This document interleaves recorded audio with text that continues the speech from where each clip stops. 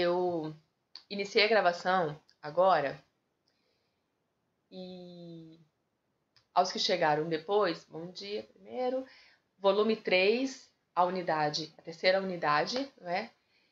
Teatro, invenção dramatizada do acontecimento. Nós iniciamos esta unidade já, discutimos, falamos aqui sobre a peça, falamos sobre Gil Vicente, certo?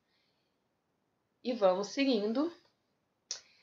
Então, vamos aí primeiro, página 50, para ver se vocês têm alguma coisa da questão aqui.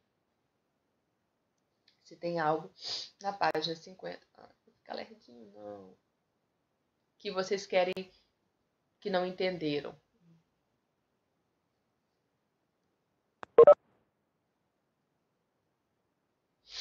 Ele fala aqui, por exemplo, primeiro, na página 50, fala sobre a pintura e tal. Pede para comentar o que é teatralidade, é a ação toda, né? E ele fala sobre a expressão latina, a expressão em latim, ridendo castiga mores, que significa rindo, castigam-se, corrigem-se os costumes. É um dos princípios que fundamentam a comédia. Qual a relação entre esse princípio e o estilo de Gil Vicente? Vocês entenderam a questão? Parece simples, mas é um pouco complexa. Porque olha só, a unidade vai falar sobre essa questão do dramatizado, né? E aí, ele vai dizer o seguinte: existe uma expressão latina, uma expressão em latim, que significa rindo, castigam-se ou corrigem-se os costumes. É mais ou menos como se a gente dissesse assim hoje, uma brincadeirinha com fundo de verdade, sabe?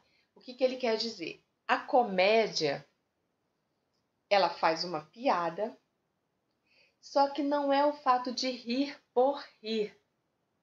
É rir para refletir, é rir para criticar, é rir para corrigir, como diz o provérbio, corrigir um costume. Entendeu? Então, isso no texto do Gil Vicente, como princípio dele, significa que ele fazia o quê? Ele fazia comédia, ele fazia as pessoas rirem, mas o riso dele tinha o propósito de questionar um comportamento e de corrigir este comportamento. Tá certo? Ficou claro? Se alguém não entendeu, fala. E aí ele segue falando do exercício 3, a questão da leitura, fala sobre a palavra teatro, nós falamos sobre isso, falei sobre Brecht, Bertolt Brecht, acho que paramos até aqui, né? Isso, corrigir os costumes da sociedade por meio da comédia. Você quer que eu cite um exemplo, Matheus? Exemplos hoje. Olha, Porta dos Fundos. Não tem um grupo? É um exemplo. Lógico, assim, eu tô comparando muito, como a gente fala, comparando mal e porcamente, né? Porque eu não estou citando uma peça de teatro para comparar isso. Como peça de teatro, a gente pode ter algumas coisas, mas algo que seja comum hoje em dia, né? O Porta dos Fundos é, teoricamente, um grupo humorístico, mas que dentro do humor ele faz críticas. Não é da época de vocês, mas talvez tenham visto falar, talvez vejam nesses canais que reprisam as coisas. TV Pirata, Caceta e Planeta, né? É aquele humor, mas é um humor que, olha, é meio assim, você tá rindo. Ai, Fê, a Fê indicando a idade. Seu pai vê Caceta e Planeta. Então, TV Pirata, que é da época né, da professora aqui, da tia Fernanda, assim, é nível Caceta e Planeta. Tá? Assim, tipo, eu era muito bebê quando passava, gente. Muito. Mentira. Quase a faculdade. Então, é essa relação, viu? Que, lógico, de novo, gente, comparando, porque são realidades diferentes. Assim, o teatro é uma realidade, a TV é outra realidade. Então tem essa diferença na construção, na linguagem, tá certo? A questão do cenário. Um cenário para teatro é feito de uma maneira, um cenário para TV é feito de outro. A questão do figurino, a questão do falar das pessoas, né? O falar no teatro ele tem que ser muito mais pausado. Então, guardadas estas diferenças todas, mas a gente compreende bem a questão da comédia para poder corrigir com estes programas. Arthur, quando seu pai estiver assistindo, se você ver também, você vai reparar isso. O Cacete Planeta ele tá fazendo piada, mas ele tá fazendo uma piada que embutido ali tá uma crítica. Você começa, né? A gente repara bem isso, certo? Vamos seguindo. Ainda aqui em grupos.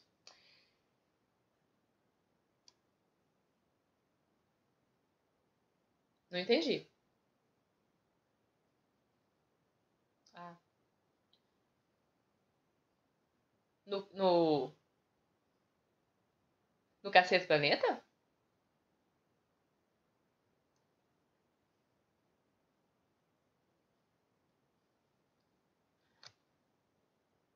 Ah, mas Cacete Planeta é antes dele? Engraçado. Engraçado. Aqui, meninos, falar de um elemento aqui para vocês, as rubricas no texto de teatro. Lembra que a gente comentou? Sério, né? Gente, não achei que fosse aparecer ele lá. Engraçado. Engraçado. Olha só.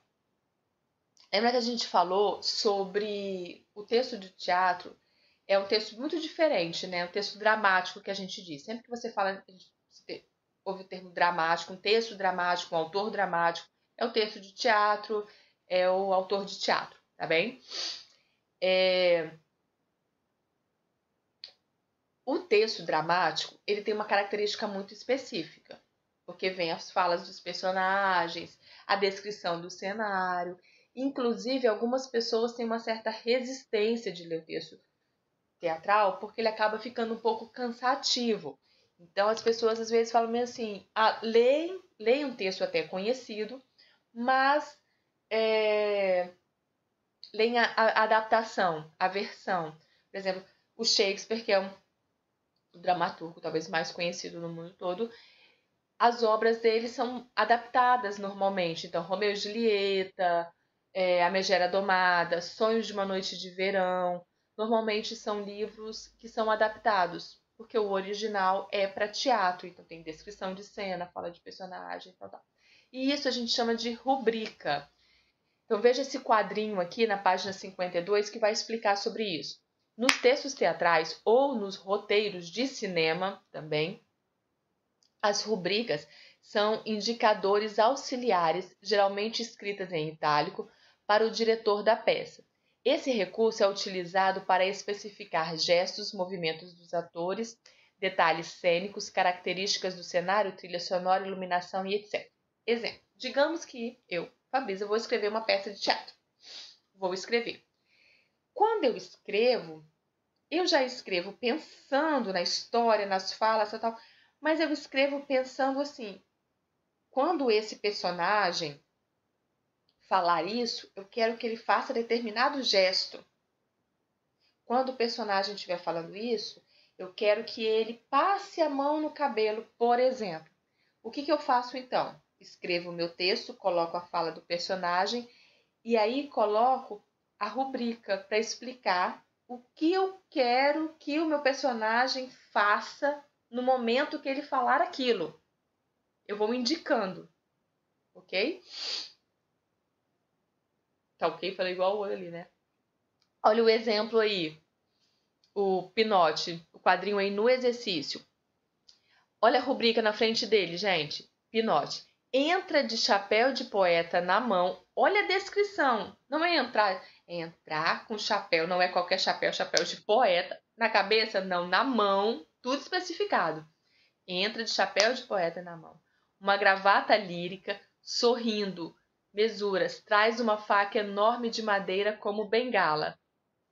Fecha o parênteses. Bom dia, mestre. Aí a Heloísa dá um grito lancinante, enorme. Ai, a faca!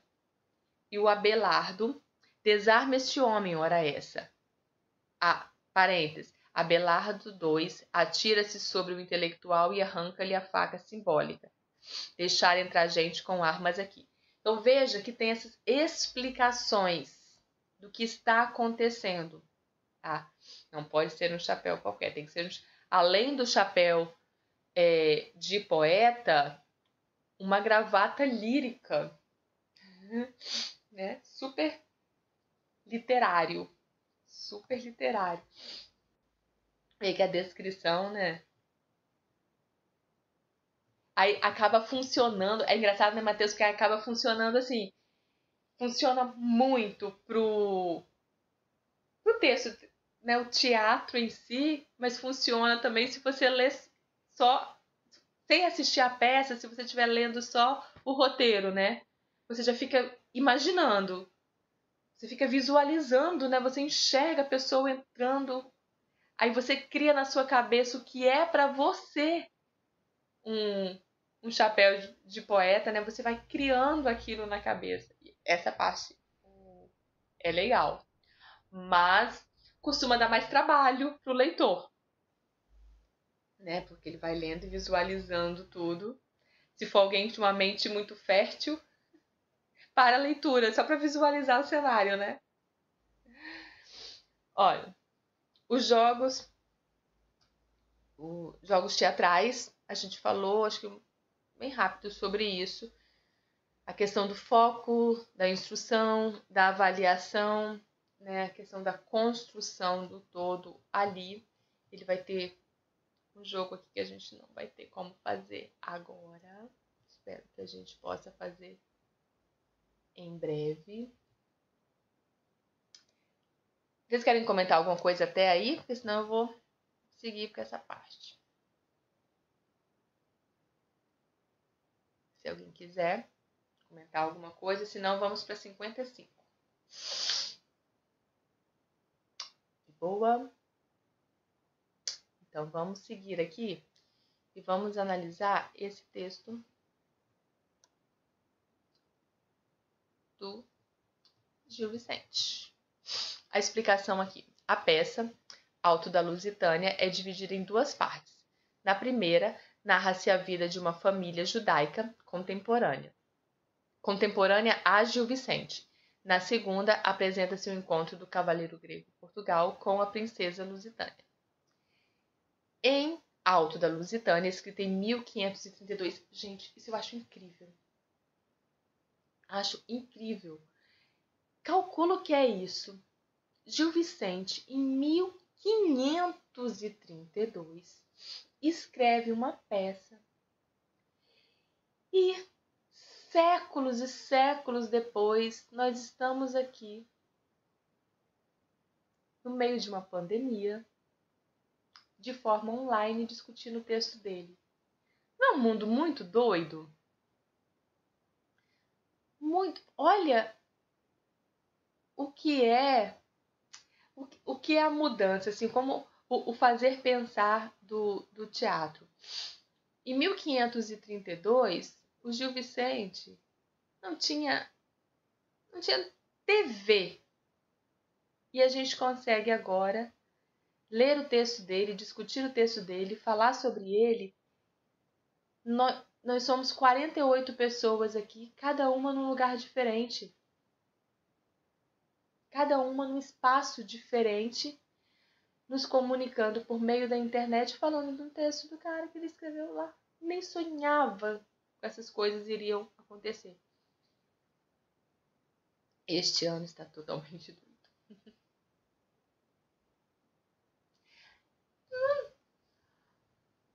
Mateus, provavelmente, ele achava que ele não ia ser lido nem no ano seguinte. Né? E que se ele fosse lido, seria o quê? Pelas pessoas do país dele. Seria em Portugal. Jamais, assim, era uma coisa tão louca, né, de achar que assim, do outro lado do Atlântico, 48 pessoas, cada uma num lugar, se comunicando assim.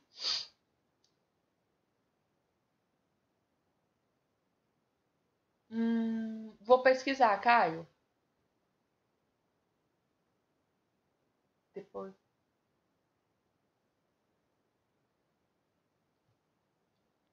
Vou pesquisar. Provavelmente sim, tá? Provavelmente sim. Ah, sim. Sim, assim, o Gil Vicente, toda vez que se fala de... Não tem como se estudar literatura de Portugal sem falar do Gil Vicente. Né? Não tem como falar de literatura inglesa sem falar de Shakespeare. Sabe? Não tem. Aí vejam aqui. Foi escrita em 1532. E Gil Vicente especula a origem mitológica de Portugal. De acordo com a peça, Lusitânia, filha do deus Sol e da ninfa Lisbeia, desperta a paixão do cavaleiro Portugal. Embora pareça um episódio isolado do restante da peça, o trecho Todo Mundo e Ninguém descreve uma cena ocorrida no encontro de Lusitânia e Portugal, do qual participam dois diabos, Beelzebub e Dinato. Eles escutam a conversa entre o personagem Todo Mundo e Ninguém. Gente, uma coisa importante de falar aqui do texto de Gil Vicente, vocês lendo, vocês vão encontrar muito isso. Por ser alto, e eu expliquei para vocês que alto é a peça religiosa, é comum você encontrar essa imagem que ele descreve, então, ele colocou aqui a imagem do diabo. É comum como uma representação. Sabe? O alto é a peça religiosa em si, ele tem muito essa representação, né, do bem e do mal. Eu sempre gosto de citar, porque acho que fica fácil para vocês entenderem, que é normalmente muita gente já assistiu, que é o Alto da Compadecida. É uma obra que se tornou muito popular, passa muito em sessão da tarde, né, o Chicó e o João Grilo, então eu sempre retomo essa obra para que vocês façam a relação. O Alto da Compadecida, inclusive, é inspirado em O Alto da Barca do Inferno, que é de Gil Vicente. O autor de O Alto da Compadecida, que é o Ariano Suassuna, ele deixou claro isso. O Ariano já é falecido. Ele deixou claro que ele escreveu O Alto da Compadecida inspirado no Alto da Barca do Inferno. Então, estes personagens, assim, o Deus e o diabo são muito marcantes. Mas vejam bem, não tem relação com a religião igreja. Tá? Não tem esse vínculo com isso. Assim, não é a igreja, não é o católico, o evangélico, não é nesse sentido. É uma representação o bem e o mal.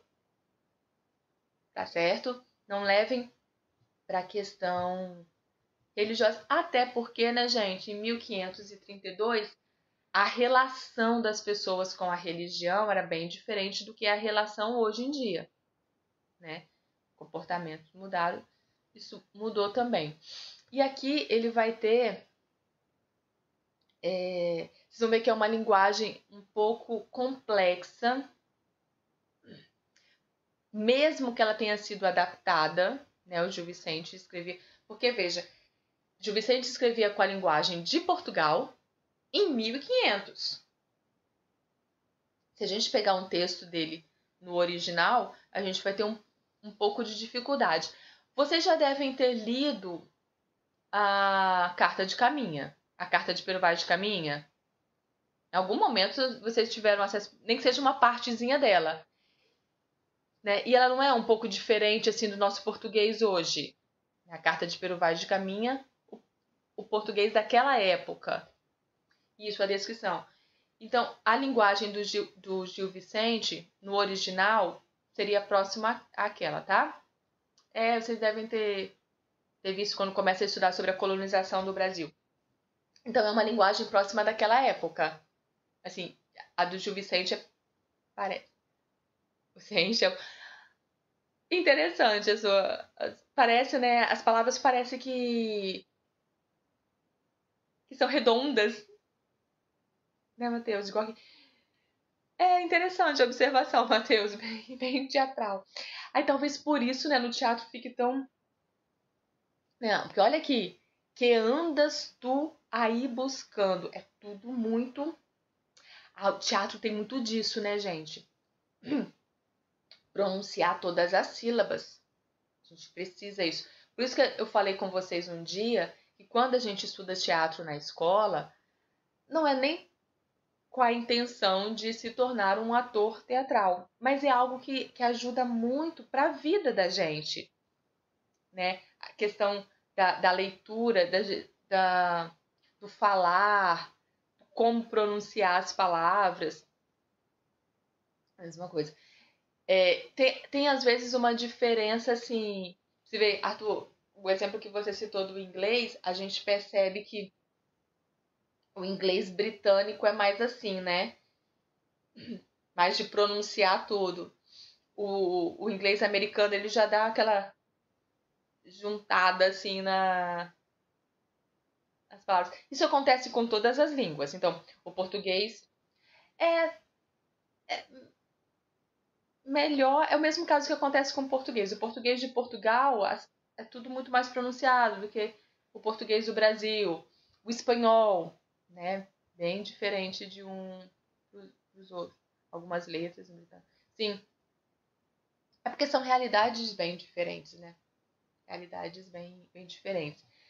Mas aí o teatro, a leitura, esse exercício ajuda muito a gente nesse processo, assim.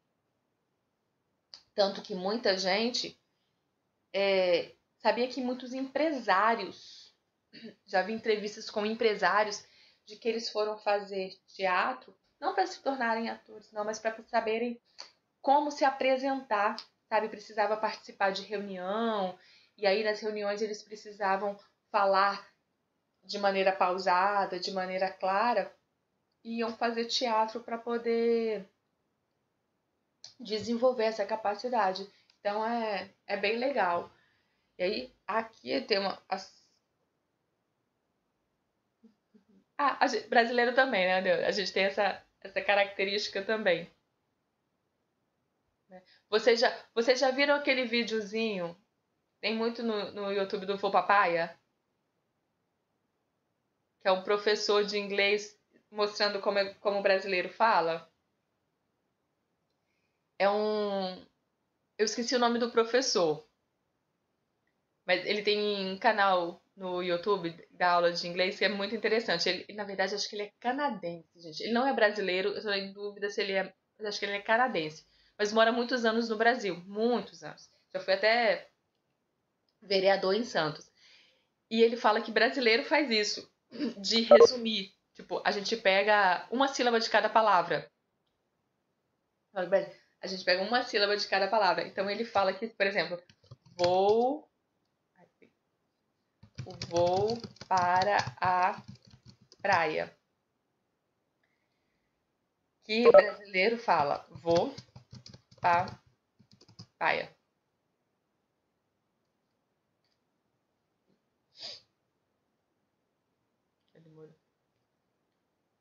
Ele fala que a gente vai... A gente não fala vou. Sim, o vídeo dele falando isso é muito engraçado. E é engraçado a questão, olha a questão da comédia que a gente estava falando. Então, Arthur, acho que ele não é professor de português, é esse professor de inglês. Não é não? A não ser que um professor de português gravou falando isso também, porque o original é este professor de inglês mostrando a diferença E nem falo vou, né? Falo vou. Vou. Então, é uma marca nossa também. Olha outras coisas de marca aqui, gente. Professor Kenny. Este mesmo. Depois vocês... E dentro do Brasil ainda tem aqueles que fazem mais isso ainda, né? Olha, meninos, depois vocês procurem lá e vejam o vídeo. É muito engraçado. Olha as palavras aqui. E aí eu quero falar dessa questão aqui, ó. Ritmo.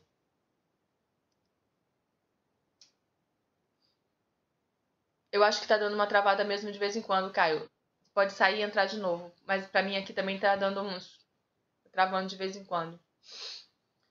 Meninos, ritmo. O que eu posso trazer do ritmo teatral para minha vida e para me ajudar na minha leitura? Ele é político, ele foi vereador em Santos. Ai, não vai procurar ele agora não, presta atenção em mim, depois vocês procuram. Presta atenção em mim. Aqui. Sou carente. Gente, ritmo. O que é pontuação? Pontuação é, na escrita, o que o ritmo da nossa leitura faz na fala. Inclusive, tem aquela história que o povo fala assim: você coloca vírgula quando você respirar. Aí tem outro que brinca assim: nossa, se a pessoa tiver asma, imagina. É uma piada péssima que as pessoas fazem em relação à pontuação. Mas a pontuação, a vírgula, o ponto e vírgula, o ponto, interrogação, ela é a marca escrita do que o nosso ritmo é na fala.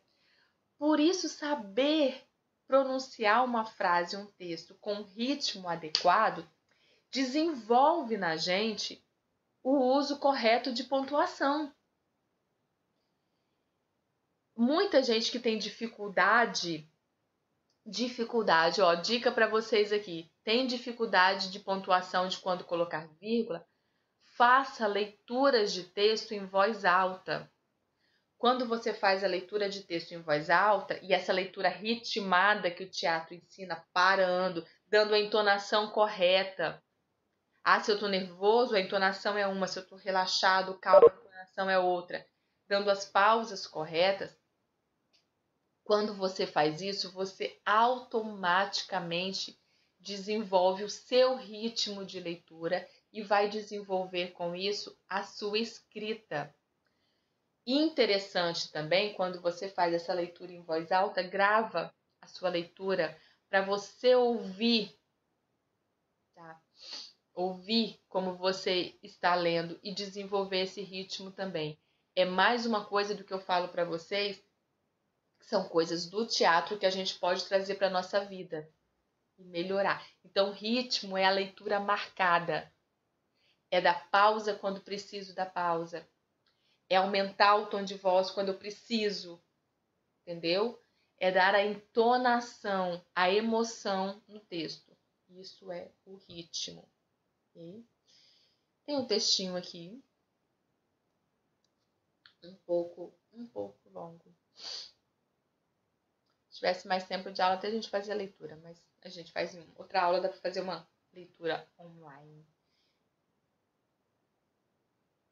4 minutos, pois é. Eu acho que essa página 58 eu cheguei a pedir para vocês, eu perdi minha anotação aqui. Vou fazer a explicação do texto narrativo e depois a gente continua na próxima aula. Porque olha só, a questão 9, ela vai trazer 3 elementos que são básicos do texto narrativo. Bom, gente, o texto teatral é um texto narrativo, né? Está contando uma história. Ele conta de uma maneira o discurso direto, mas ele conta uma história.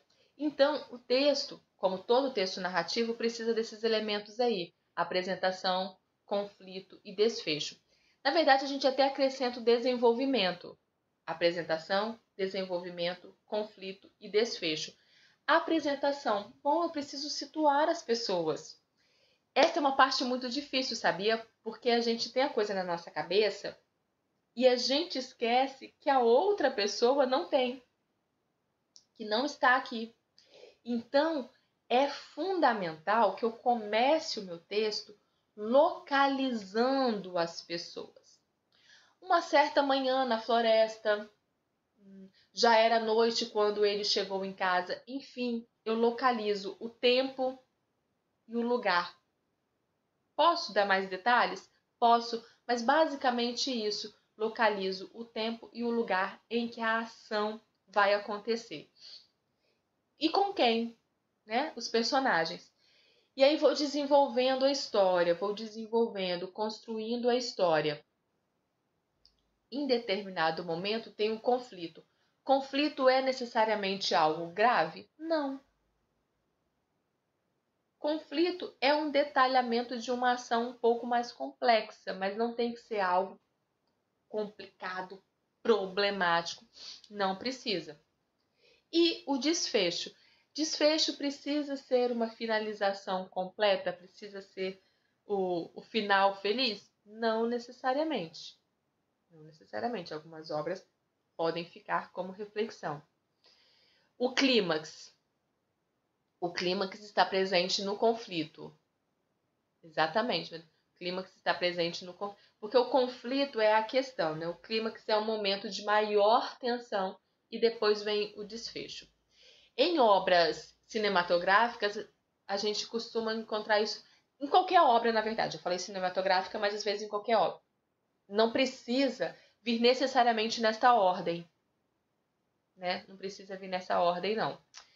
Pois bem, meninos, a gente para aqui. Marquem aí para mim, por favor. Paramos na 58. E a gente continua na próxima semana. Qualquer coisa, entre em contato. Obrigada. Obrigada pela participação, pela presença. Bom resto de dia para vocês. Beijinhos. Até a próxima. Tchau, tchau.